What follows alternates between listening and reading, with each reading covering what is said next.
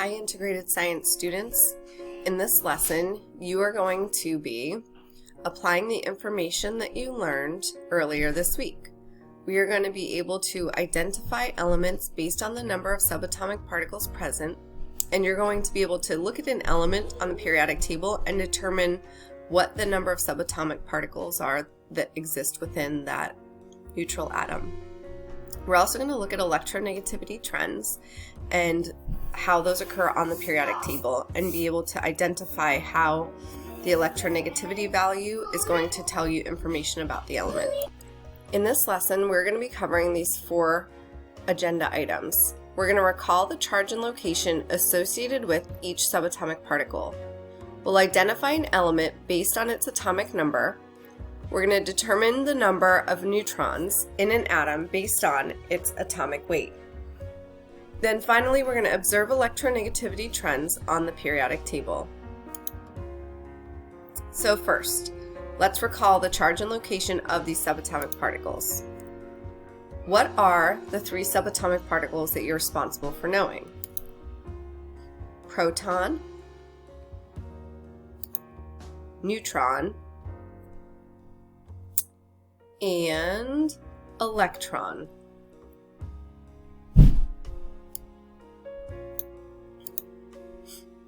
Subatomic particle charges: protons are positive, neutrons are neutral, electrons are negative. Positive, neutral, negative. Proton, neutron, electron. Neutron, neutral. Protons is positive. Where are these subatomic particles located? Your protons and neutrons are together in the nucleus. The protons here have the little plus sign to indicate they're positive. The neutrons don't have any sign inside because they're neutral. Your electrons are significantly smaller. They're very far away relative to the nucleus, and they are negatively charged, so each little circle has a negative symbol inside it. Next, we're going to identify elements based on their atomic number. Here's the element symbol. This is the chemical symbol for it. And then we have this number 19 and then 39.10. This is the atomic number, the atomic mass or atomic weight. Really, the atomic weight is here.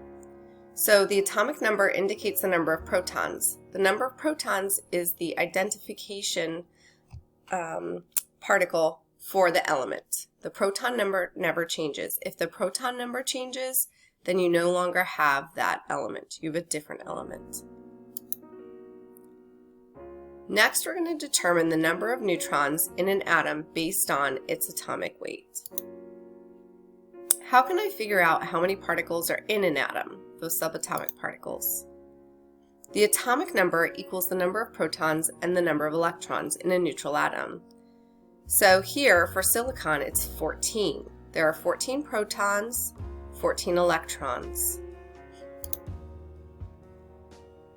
The atomic mass minus the atomic number then gives me the number of neutrons.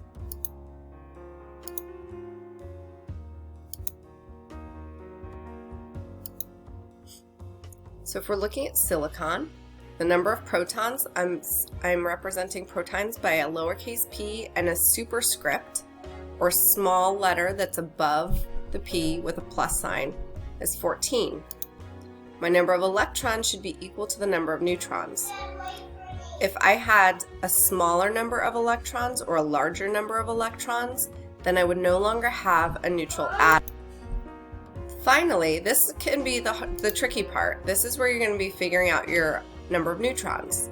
You take this atomic mass, subtract the atomic number, and you have the number of neutrons.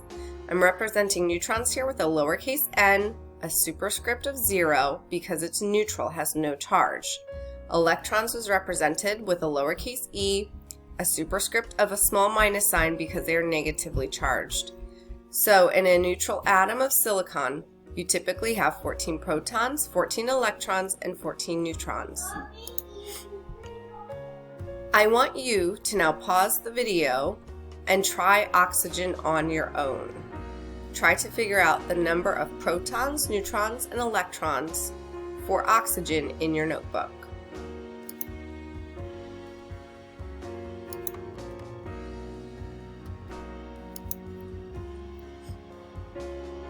You should have found 8 protons, 8 electrons,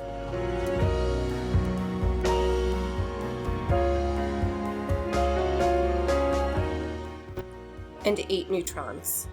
So remember, I'm taking the atomic mass minus my atomic number, and that gives me my number of neutrons. For this atomic mass number, you are rounding up to the nearest whole number, or to the nearest whole number, yes. So 15.99 will go to 16. It's time for some questions. We've reviewed the subatomic particles, their charges, and locations. We've also talked about how the proton number, the atomic number, is the indicator for which element it is that you are observing. We then talked about how to identify the number of protons, neutrons, and electrons in an atom. I want you to use your periodic table and show your work in your notebook for figuring out any number of neutron problems. Good luck! Here's the last part of this lesson. We're going to observe electronegativity trends on the periodic table. So first, what is electronegativity? There's a couple of different systems created. The first was by Linus Pauling. It's this scaled system created by Linus Pauling that ranges from 0 to 4. Electronegativity gives you a number that describes how much an atom attracts bonding electrons to itself. So how much does it want to bond to another atom? If it wants to bond a lot, then it's going to have a higher number. If it doesn't want to bond at all, it will have a lower number. What does the electronegativity value tell you about an atom? A high electronegativity value tends to form negative ions, which means it gains electrons. Remember, electrons are negatively charged. So if I'm adding more negativity, think about like, okay, if I have a circle of friends, if I add negativity into my social life, it's gonna bring more negativity upon me, right? So you're adding in negativity. If I have a low electronegativity value and I am losing electrons, I'm letting go of negative beings or negative things in my life, then it's forming a positive ion. Ions just mean that you have a charged atom. It's lost or gained electrons. Here's the periodic table of elements with the electronegativity values. So we're going to look at what are the patterns that exist on this table. So if I'm looking at period 7, and I have francium and I'm going all the way up to hydrogen, it's a lower value here, and then it's a higher value here. If I look at period 2, and I look here for element 88, I have 0.89. For element number 4, beryllium, I have 1.57. So the general trend is that you go from low to high as the period decreases. As the group increases, you go from low to high. So my general trend across any period is to go from low to high, low to high. You're going to see for a lot of the noble gases there are no data because they don't have electronegativity. They don't tend to gain or lose electrons because they're stable.